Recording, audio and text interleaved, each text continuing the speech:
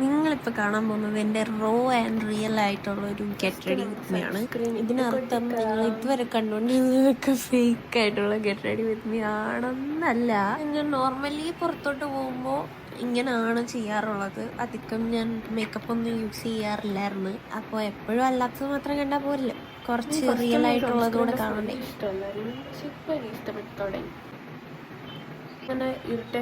ഞാൻ കൂടുതലും ടൈം ഒരുങ്ങി പോവാറുള്ളത് വീഡിയോ എടുക്കാനുള്ളപ്പോഴും, അല്ലെങ്കിൽ എനിക്ക് തന്നെ എന്നെ ഒന്ന് ഒരുങ്ങി കാണണം എന്ന് തോന്നുമ്പോൾ മാത്രമാണ് ഞാൻ മേക്കപ്പ് അങ്ങനെയൊക്കെ യൂസ് ചെയ്യാറുള്ളത്. എന്ന് വെച്ചാൽ എനിക്ക് ഇഷ്ടമല്ലെന്നല്ല, പക്ഷെ എനിക്കിഷ്ടമാണ്. പക്ഷെ എന്നെ മടി സമ്മതിക്കില്ല.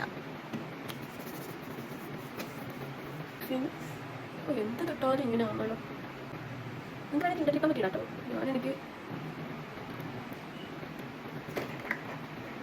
നിങ്ങളുടെ സൺസ്ക്രീൻ ഓയിലി ആണെങ്കിൽ നിങ്ങൾക്ക് ഈ പൗഡർ ടെക്നിക്ക് പരീക്ഷിക്കും കേട്ടോ. നമ്മൾ നല്ല മാറ്റായിട്ട് കിട്ടും, നല്ല ഫെയിൽ.